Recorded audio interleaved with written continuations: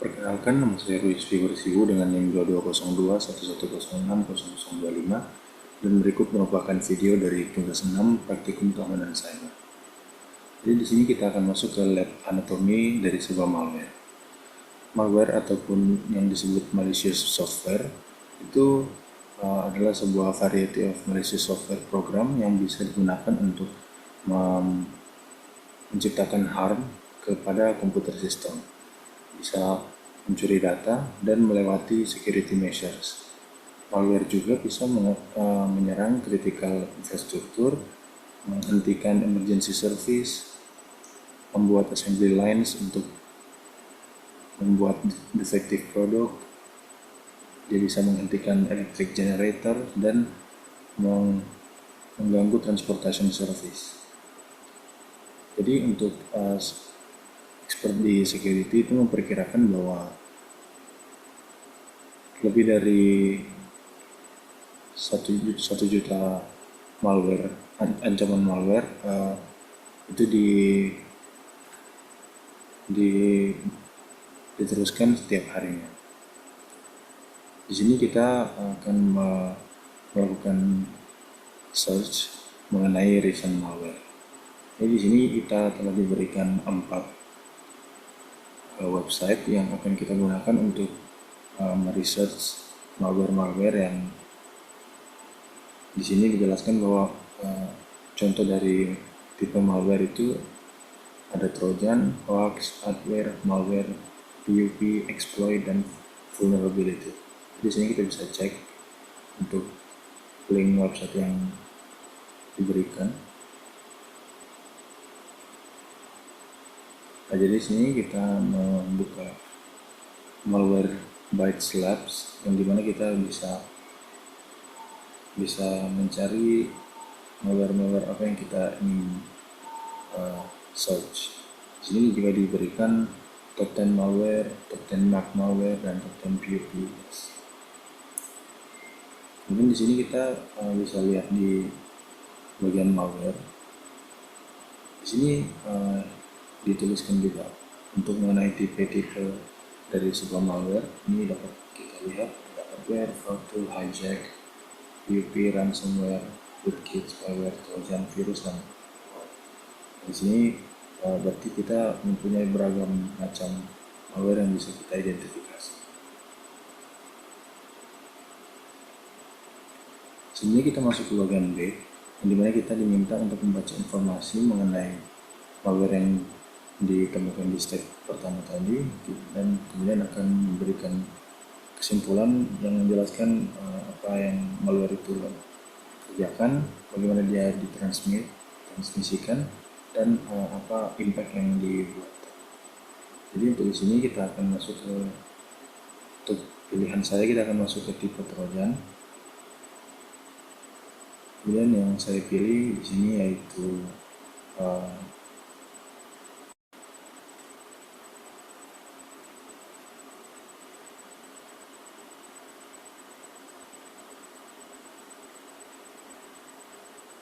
Trojan Emotet Generic. Jadi di sini dijelaskan, di website ini diberikan penjelasan mengenai apa itu Trojan Emotet Generic. Nah, jadi Trojan Emotet Generic itu sebuah detection name untuk banking Trojan yang bisa mencuri data seperti user kredensial yang disimpan di browser dengan menyadap dari network traffic. Karena dia sangat efektif dan dalam mengombinasikan persistent dan network propagation, Emotet ini digunakan banyak sebagai downloader untuk malware yang lainnya. Dan terlebih dia populer di delivery mechanism untuk banking Trojan seperti QR code dan trick bot. Sini kemudian kita masuk ke tipe dan source of infection. Trojan Emotet ini biasanya disebarkan banyak melalui email, melalui infected attachment, dan juga URL yang di embedded. Email ini mungkin nampak seperti datang dari sumber yang terpercaya, karena agent Emotet Trojan Emotet ini mengambil alih email account dari korbannya. Jadi di sini dengan dia mengambil alih, dia akan membuat user bisa mendownload Trojan ke dalam mesin mereka. Dan ketika Trojan Emotet ini telah terinfeksi ke dalam network mesin, dia akan memanggil network resources yang lainnya dan menuliskannya ke shell drive, seperti juga melakukan brute force ke user account. Nanti infected mesinnya juga akan mencoba untuk menyebarkan emotet ini melalui brute forcing ke domain kredensial, seperti dalam hal ini dalam hal eksternal dalam built-in spam module. Jadi nanti hasilnya emotet ini akan sangat aktif dan bertanggung jawab untuk banyak dari malware spam yang kita dapatkan. Kemudian Trojan emotet ini diganti secara reguler, dan karena itu dia akan sangat sulit untuk dideteksi melalui signature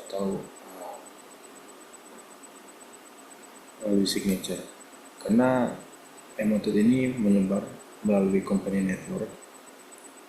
Jadi mesin-mesin yang terinfeksi di network itu akan menginfeksikan ulang mesin yang sudah dibersihkan ketika nantinya mesin itu rejoin ke dalam network.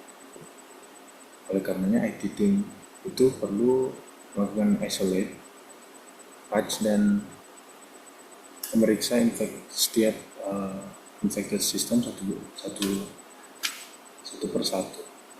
Dengan membersihkan affected network itu sebuah prosedur yang bisa memakan waktu yang lama, bahkan sampai berbulan-bulan, tergantung dengan jumlah mesin yang terjangkit.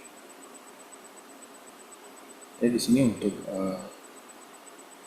summary-nya dapat kurang lebih sama dengan yang saya telah jelaskan tadi. Emotet itu merupakan malware Trojan yang dirancang sebagai Trojan perbankan dan menjadi platform yang mendistribusikan malware lain, dikenal dengan kemampuan menyebar dengan cepat dan tanpa terdeteksi melalui email spam yang berisi lampiran ataupun tautan berbahaya.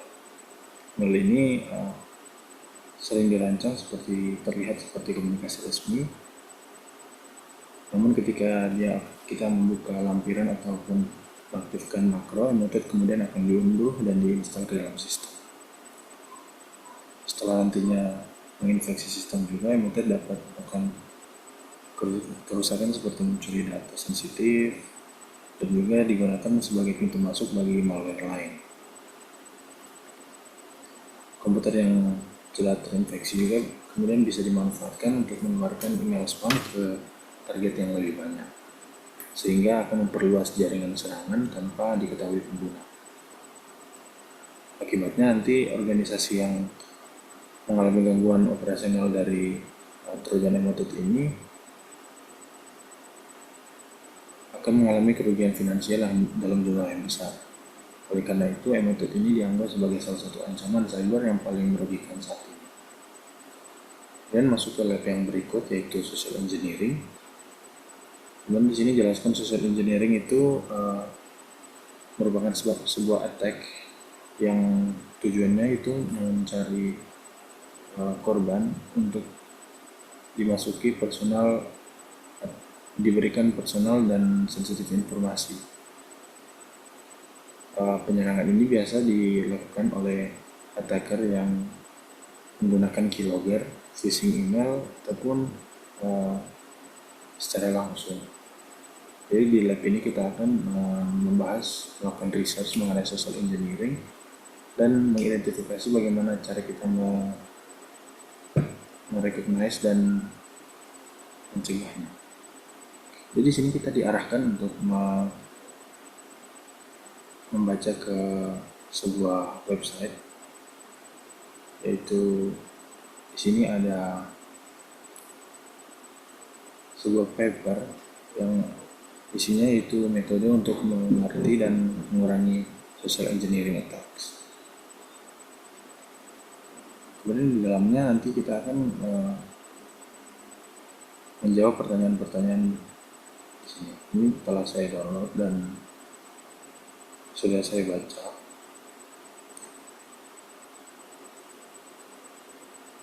Ini introduction membahas mengenai social engineering, kembali lagi membahas social engineering dalam kehidupan nyata, relax example, yang memberikan contoh dari successful social engineering attacks. Jadi dalam paper ini memang membahas apa itu social engineering attack, bagaimana pengaplikasiannya, metode apa yang digunakan, yang kemudian nantinya kita akan bahas di pertanyaan-pertanyaan di bawah. Jadi diberikan pertanyaan apa 3 metode yang digunakan di dalam social engineering untuk mengakses informasi. Jadi 3 metode yang digunakan yaitu yang pertama electronic access seperti phishing, spear phishing, dan baiting. Teknik ini memanfaatkan media elektronik untuk mengelabui korban agar memberikan informasi sensitif. Dalam electronic access ini, penyerang dapat memanfaatkan email, situs web palsu, ataupun file yang tanpa sah untuk menipu pengguna agar secara sukarela memberikan informasi sensitif atau menjalankan kode berbahaya. Kemudian ada metode physical access. Physical access ini adalah metode yang dimana penyerang hadir secara langsung dan menggunakan pendekatan interpersonal untuk mengelabui target dan menggunakan teknik seperti pretexting, tailgating, dan quid pro quo. Metode ini juga melibatkan interaksi fisik ataupun langsung dengan korban untuk mendapatkan akses. Jadi informasi yang diterima itu dilakukan secara langsung. Kemudian ada metode sosial media. Jadi penyerang akan menggunakan data-data yang didapat dari sosial media untuk mengembangkan teknik manipulasi seperti menciptakan profil palsu, meniru identitas orang lain, atau bahkan melakukan pendekatan langsung dengan tujuan membangun kepercayaan dari info yang didapat dari sosial media. Keunggulan dari metode ini adalah penyerang bisa merancang strategi dari jangka panjang berdasarkan minat, aktivitas, dan jejaring sosial yang telah diketahui. Sosial media juga dapat memberikan validasi sosial yang bisa memperkuat skenario penipuan yang dijalankan. Kemudian diberikan pertanyaan, apa 3 contoh dari social engineering attacks dari 2 metode di step 2. Jadi yang pertama di sini akan dibahas yaitu phishing pada RSA, yang dimana email berjudul 2011 recruitment plan dengan lampiran Excel yang berisi malware itu telah berhasil menembus sistem RSA. Serangan ini membuka jalan bagi penyerang untuk mengeksekusi privilege escalation dan mengakses akun penting di dalam jaringan RSA. Meskipun serangan ini berhasil dideteksi, sebagian besar data sensitif tetap berhasil dicuri. Kemudian ada pretexting di perusahaan keuangan. Di sini serangan yang terjadi yaitu seorang penyerang menyamar sebagai auditor IT dan berhasil masuk ke gedung dengan berpura-pura melakukan pemeriksaan. Ini menunjukkan bagaimana konsep pretexting ini dia bisa memanipulasi sosial yang cerdas dan dapat mengatasi kontrol fisik keamanan hanya dengan berbicara dan menyampaikan cerita yang masuk akal untuk melakukan social engineering attacks.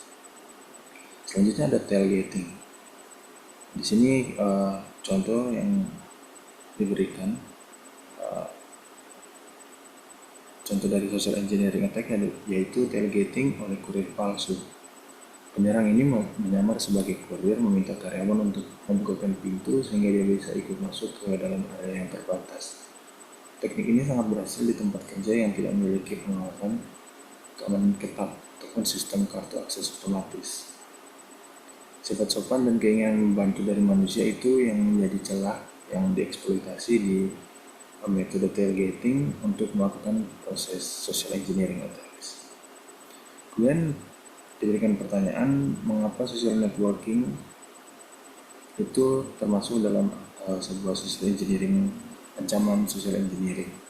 Nah, jadi media sosial ataupun social networking itu menjadi ancaman yang besar karena banyak pengguna secara sukarela membagikan informasi pribadi yang sebenarnya bisa digunakan oleh penyerang untuk melakukan manipulasi.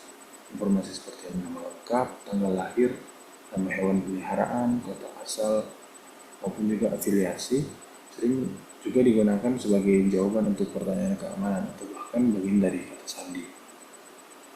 Selain itu penyerang juga dapat dari informasi yang diberikan dari media sosial ini, penyerang dapat membuat akun palsu di platform seperti contohnya LinkedIn dan Facebook untuk membangun kredibilitas palsu serta juga menjamin koneksi dengan target mereka.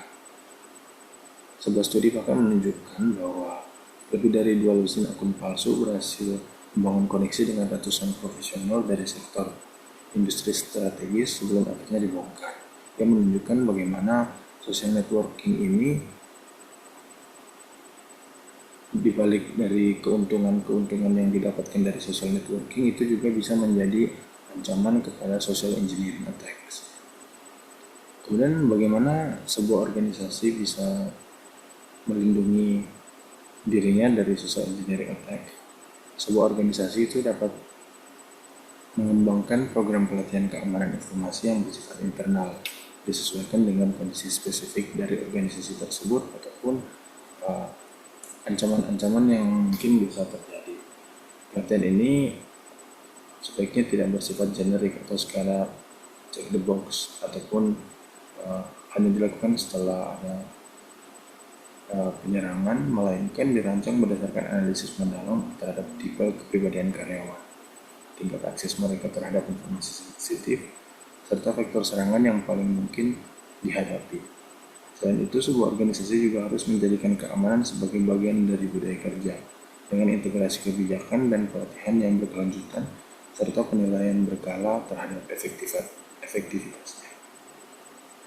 Kemudian untuk pertanyaan selanjutnya yaitu, apa itu SANS Institute yang mengautorisasikan artikel ini. Jadi SANS Institute adalah organisasi pendidikan dan pelatihan keamanan cyber yang terkemuka secara global.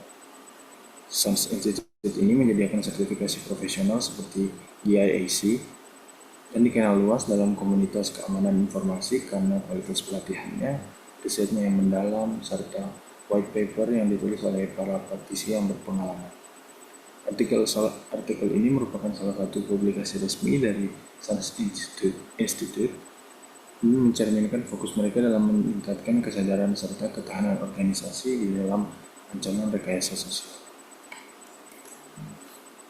Jadi mungkin berikut yang telah saya bisa sampaikan di video kali ini. Kiranya bisa bermanfaat. Jika ada kekurangan mohon dimaafkan. Terima kasih.